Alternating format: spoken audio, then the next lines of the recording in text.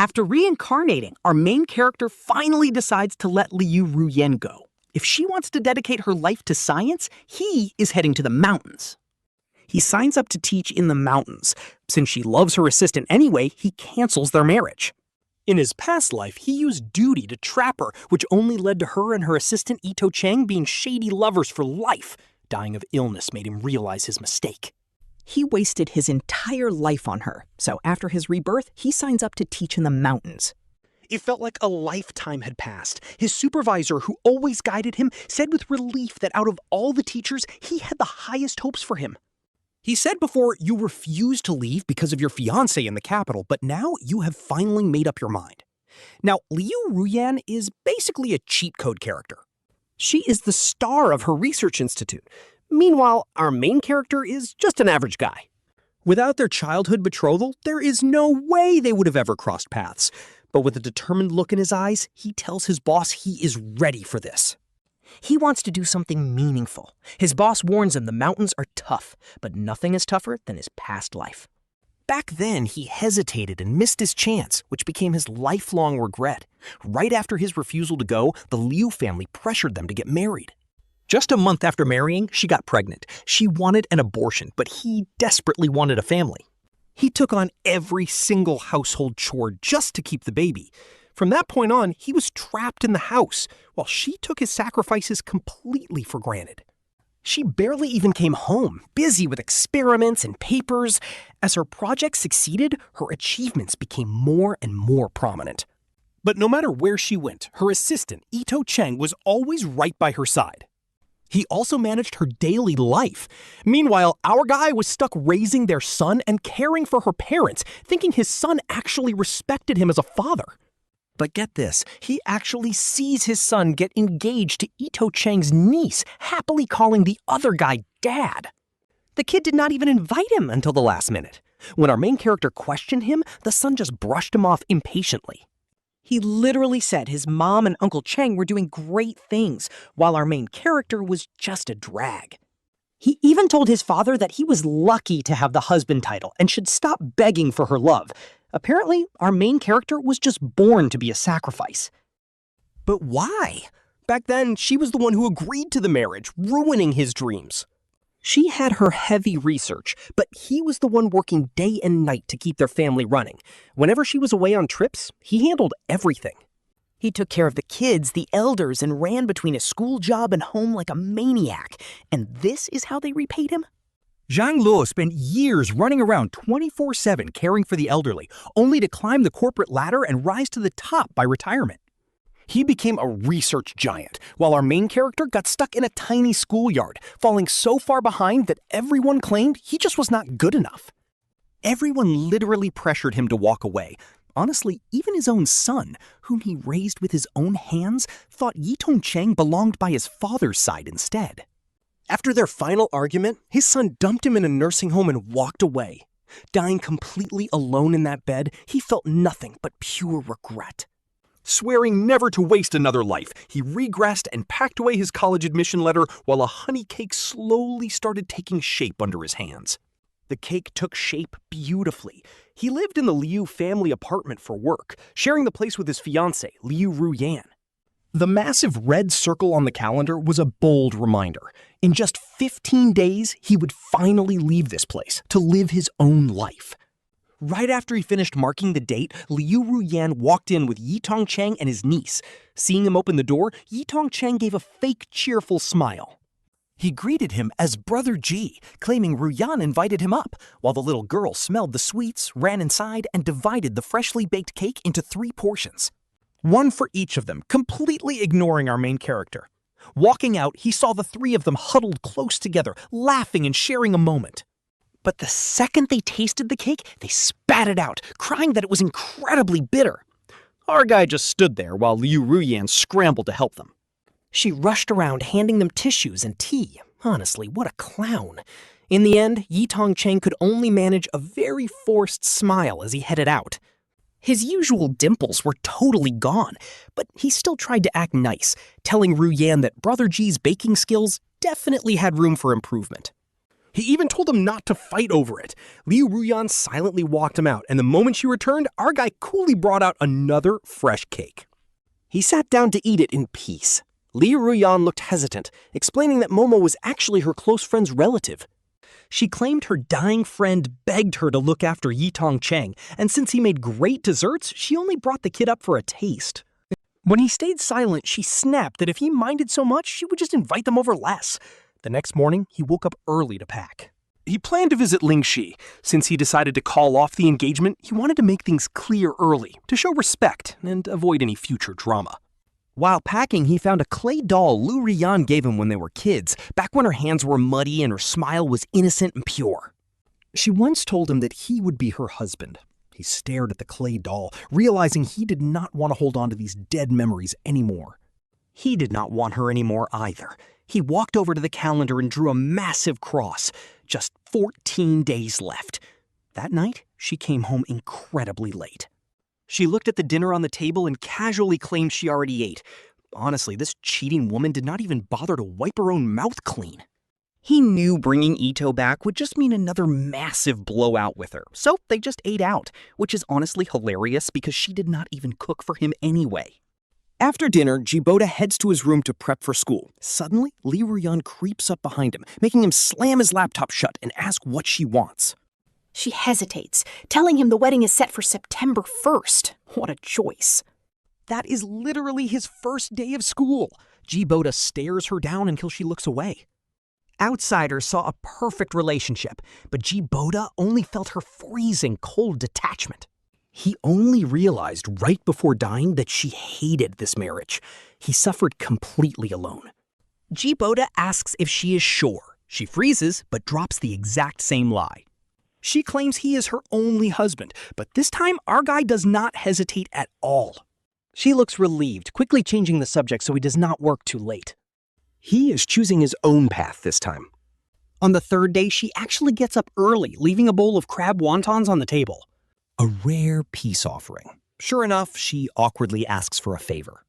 Apparently, she cannot visit his parents because Momo is sick, and her white moonlight cannot care for him alone. He is secretly thrilled since he had no idea how to uninvite her anyway. Once he agrees, she immediately rushes out. Only 13 days left until he calls off the wedding. Her parents are sweet, but calling it off is incredibly simple. Heavy, dead silence. Ji Boda sits quietly. He just spins his teacup. Her mother tries to speak, knowing all about the white moonlight. She promises to teach her daughter a lesson, but the father steps in.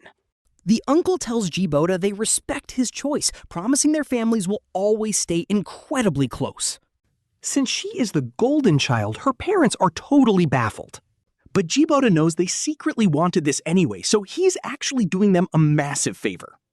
This is for the best. No more drama with her family.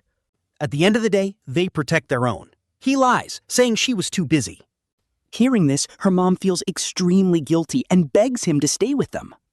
Honestly, he did not want to face her at the apartment. He stays for 10 days. Once she hears where he is, she never calls again. Cold business as usual. And no warmth, no care. When he gets back, he crosses off 10 big red crosses on his calendar. Only 4 days left.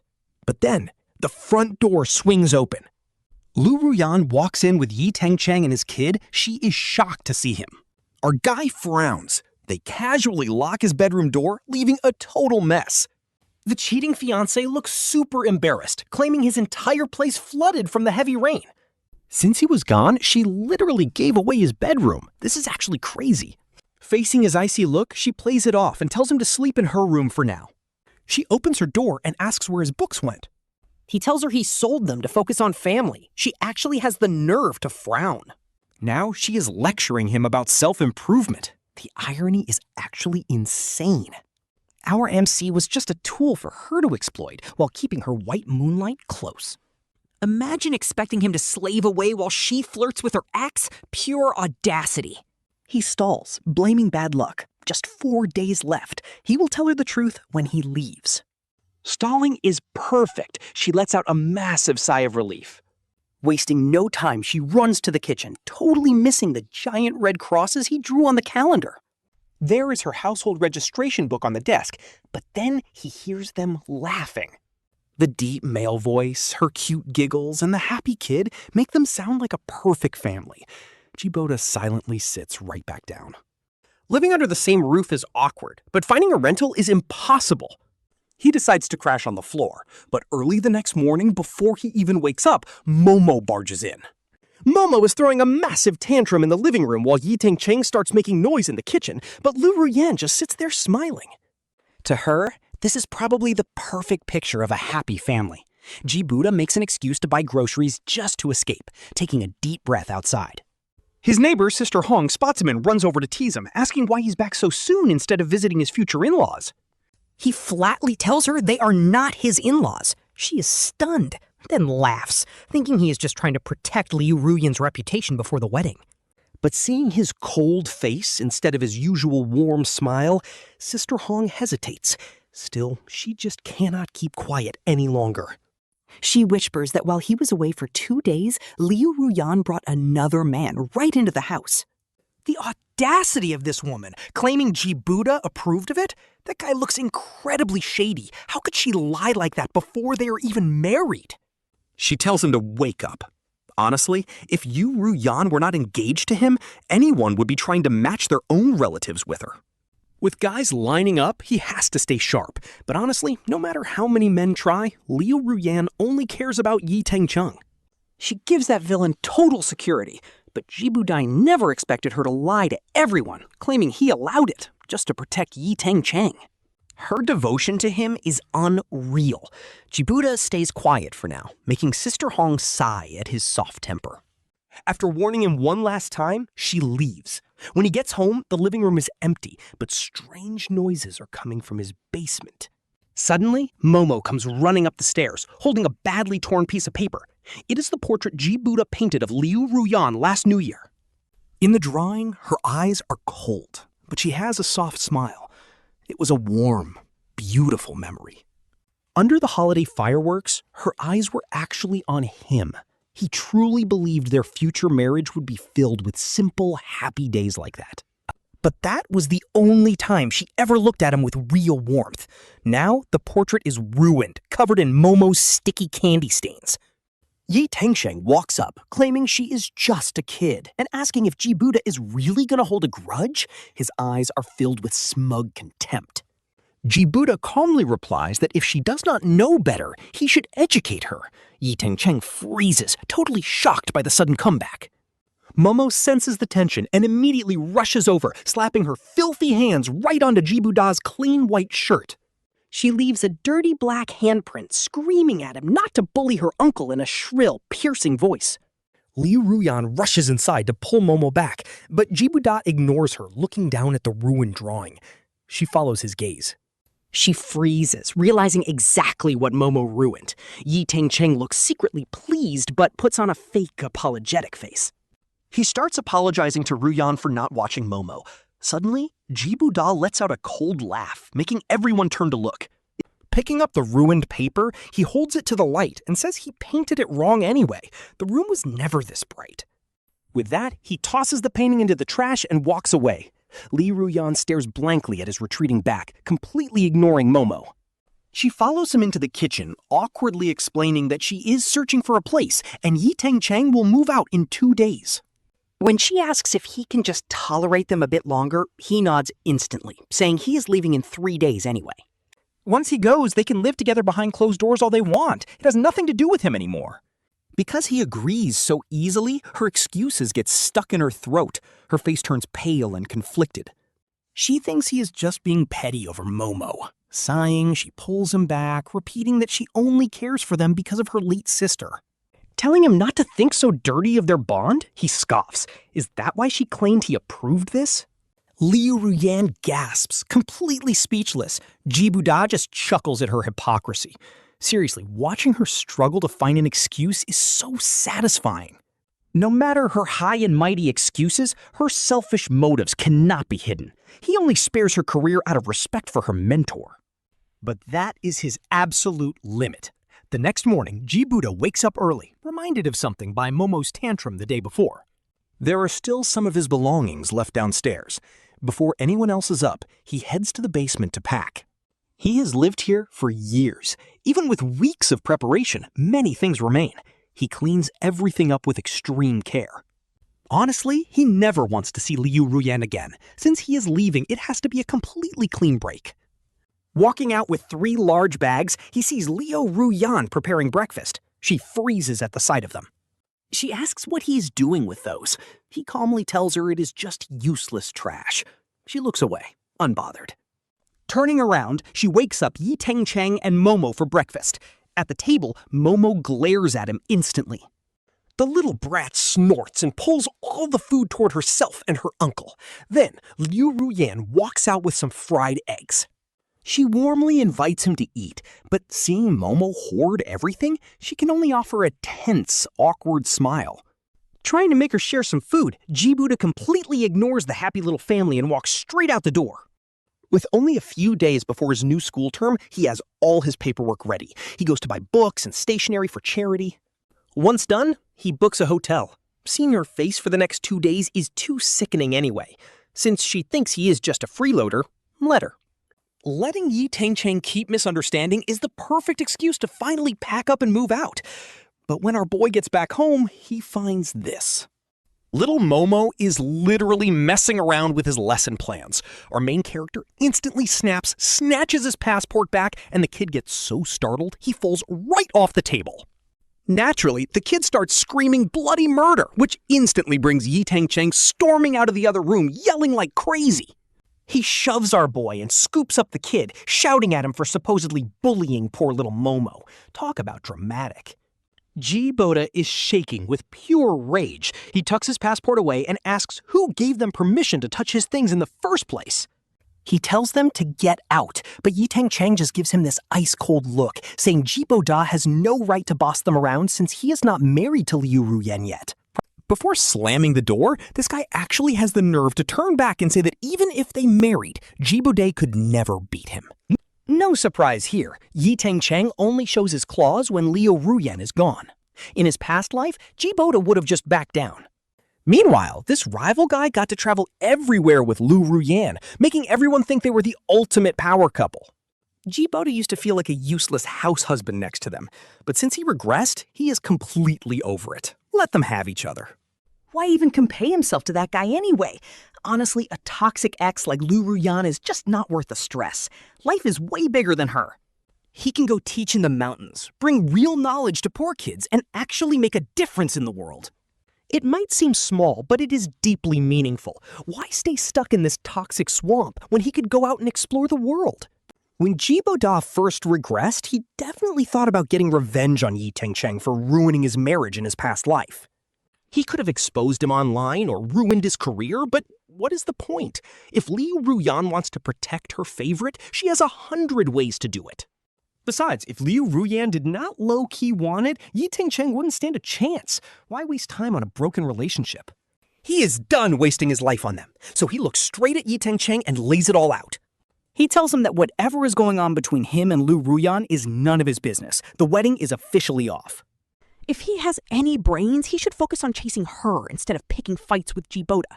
Otherwise... Ji Boda might just change his mind. Yi Tengcheng freezes, trying to deny it, but low-key terrified of pushing him too far. He retreats to his room totally confused. Ji Boda packs his bags, looking around this place that is covered in another man's trash. Time to go. He checks into a hotel and drafts a final text to Liu Ruyan. Even though she treated him like garbage, he still wants a clean break. In this timeline, they haven't had any massive drama yet. In his past life, they dragged each other down until the very end, and he wants to avoid that. This time, he is laying all cards on the table. He doesn't say where he is going, just that he is leaving to teach in the mountains. The engagement is over. She didn't want to marry him, and he definitely doesn't want her. It is time to move on. Before he can hit send, boom, a knock at the door. He opens it, and there stands Liu Ruyan, completely out of breath. She claims she is just glad he is safe. Ji Boda expected her to start screaming at him, but she actually sounds soft for once. She tells him to stop being mad and just come home, immediately trying to pack his bags. Ji Boda quickly hides his phone. But then she spots all the packed luggage on the floor, and her face completely drops. She demands to know where he's going. Annoyed at himself for not hiding the bags, he lies that Momo was messing with his stuff. Since Ji Boda looks calm, Liu Ruyan buys the excuse and lets out a sigh of relief, mentioning she already scolded the kid. He stops her hand from packing. She frowns, asking why he is still acting up over a kid's mistake. Classic gaslighting behavior right here. She claims Momo is always an angel and blames him for always starting conflicts, but as she keeps rambling, she notices his cold stare. She instantly shuts up. Ji Boda just looks at her calmly and asks one simple question. Does Tengcheng know she is here?